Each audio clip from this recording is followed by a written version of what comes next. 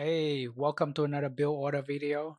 Today I'll be going over the Magyar Fast Castle unique unit. So the question is, why Magyar Fast Castle and unique unit? The simple answer is they are very strong. Magyar have a +1 attack every age. So by the time you get to castle age, the unique unit will get 2 attack upgrade for free. And this makes them very strong. So let's get to it.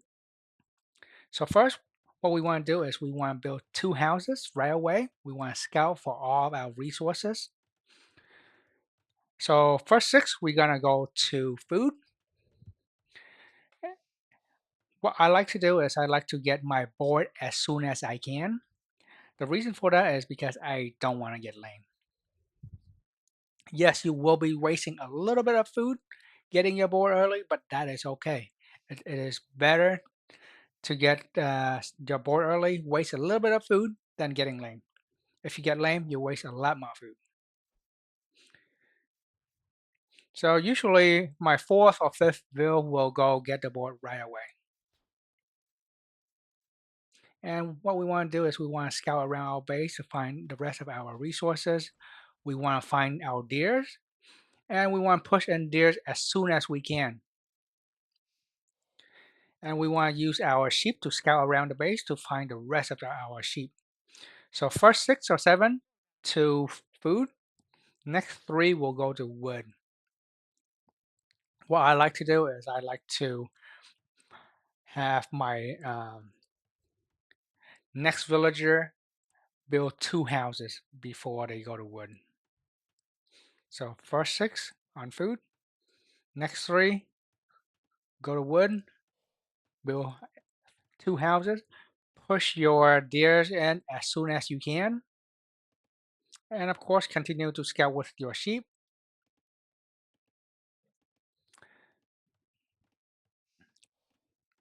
And continue to produce villagers. You probably have to do some drop off, force drop off. It's all good.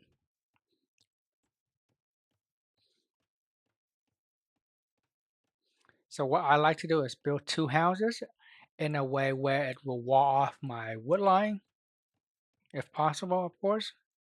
Sometimes it is not possible.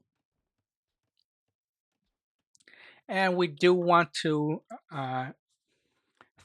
think about where we're going to place our castle.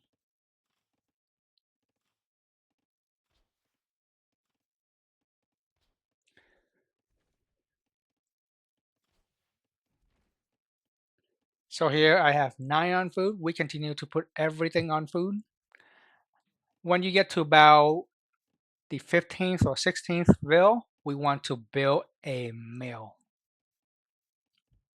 So right now it's important to continue pushing deer and think about where you're going to place a castle. Ideally, we want a castle to protect our gold and wood line at the same time. So here I found my big gold pile, but obviously it's not going to protect the wood line. So I do want it to protect the wood line and gold at the same time. Of course, if you only uses gold, you probably only need to protect your gold, but ideally in an ideal situation, protect both wood and gold will be best. At your 16th bill or 15th bill, build a mill. Usually we want to have the mill next to the berry, but because this is a very risky build, I'm not gonna lie, it's pretty risky. We want it 1 tile away from the berry. That way we can easily ward off just in case we're getting attacked by scout or militia. So 1 tile away from berry is my preferred method.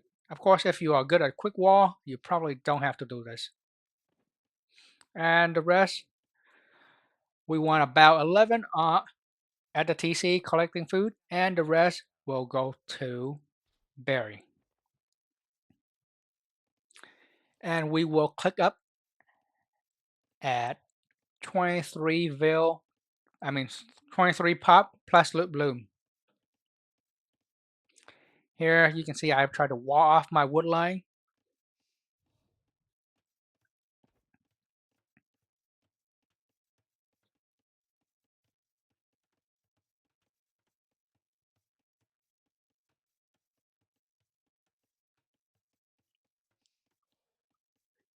At 23 pop, we want to get loom, and then we will click up to feudal right after that.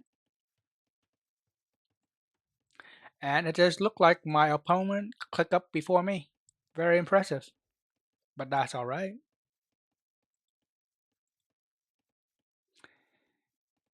And of course, if you look at my idle time, it's not the best, but that's all right.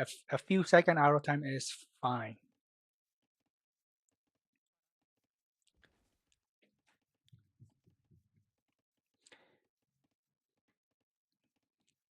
So the moment you click up, we want to send a little bit more to wood. I mean, you don't have to, but a little bit does not hurt, right? Just a little bit more to wood. So normally 3 on wood will get you enough wood to build a blacksmith and a market. So once you finish with all your food, make one farm, and the rest just chop the straggler tree, wait until you can click up, and then build your market and blacksmith. When you click up, we're gonna sell some of our resources. In this case, I will be selling stone, so I can have enough gold to click up.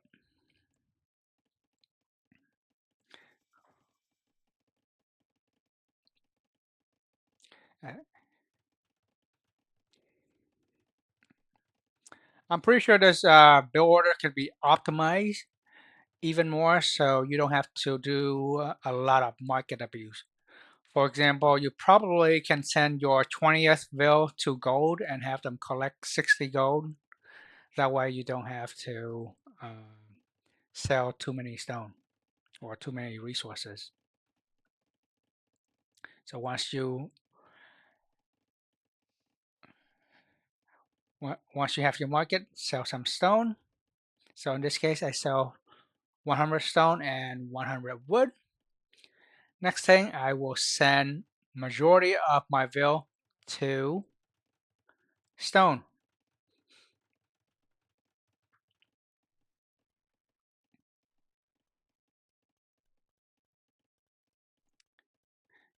You can keep one bill collecting food, 1 or 2 bill collecting the berry.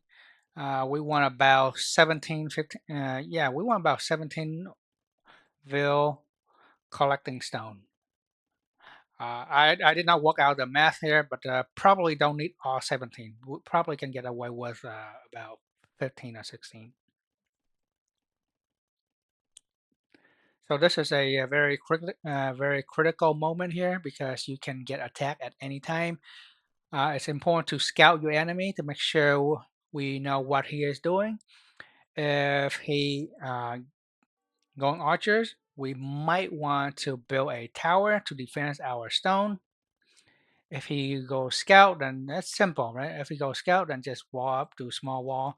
In this case, I scout my opponent.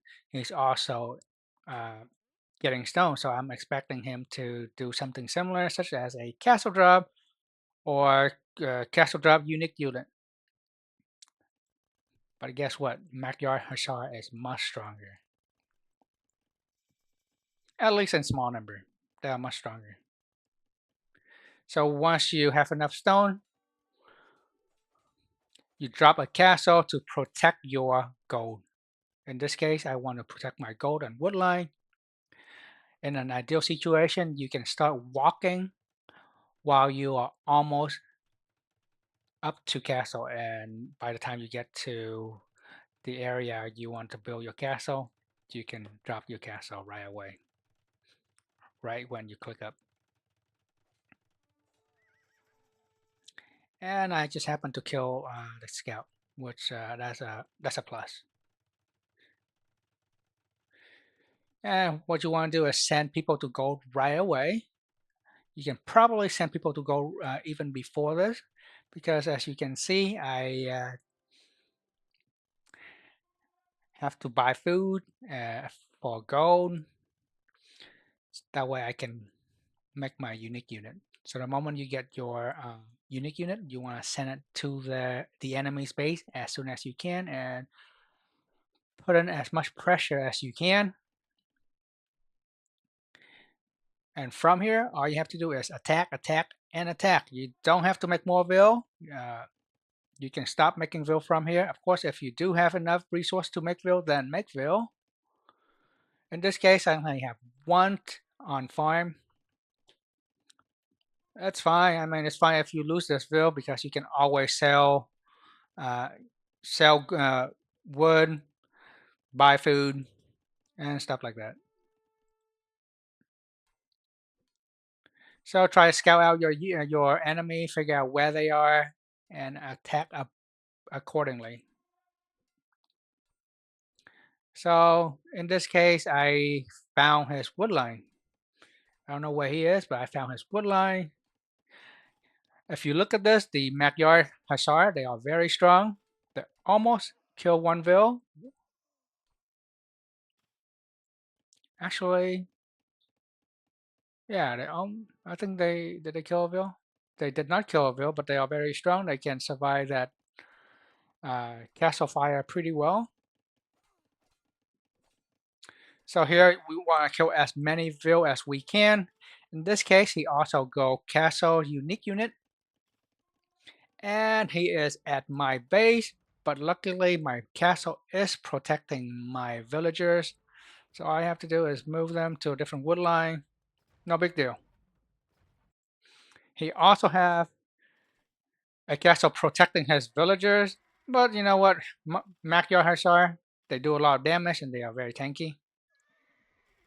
One thing I forgot to mention is you will have enough resources to get the +1 uh, armor upgrade before you start attacking. So I already got that. So here you can see how strong they are. They produce, I think they produce faster than this war wagon. So with the +2 attack and the +1 armor, it's enough to clean up this mess. And continue attack, attack, attack, attack. You basically, these are basically knights. They are almost as strong as a knight. If the enemy goes pikemen, that might be a situation. If they do that, then we want to kill off the pikemen as soon as we can, because of course pikemen can counter this unit in large number, of course.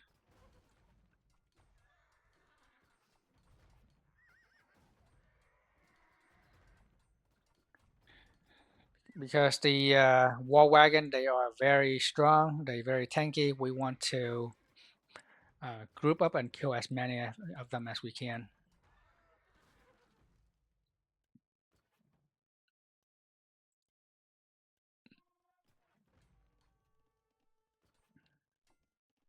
I don't know why I have a veil here collecting stone, but that's okay. It's fine if I lose that veil, no big deal. And you can, of course, you can slowly adding farm and slowly boom up if you need to. At this moment, I feel like I do need to boom up a little bit just in case the game is getting longer. Keep on pressuring. I do know I have an advantage here because he's doing the same thing I did, but I killed quite a few of his Ville and he only killed maybe one of my Ville.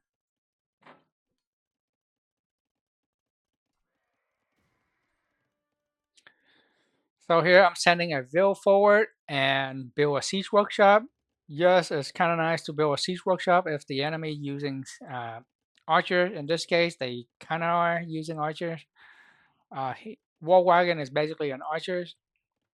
Uh, there are a couple things you could do. One is making a scorpion to help fight it. The second thing you could do is make a ram. What I like to do is make a ram because ram you will kill building very fast, and these are basically archers. They can't really do much to a ram, and he didn't have any other unit. So at this moment, I figure, I mean, there's nothing with the TC, and he's doing the same thing that I'm doing. Killing his market will be a big plus. If he cannot buy stuff from the market, then he's pretty much screwed. So I try to lure his unit away. That way he don't see my siege workshop. Let's see if he can see my siege workshop here. He did see my siege workshop, but that's alright. So I try to fight him.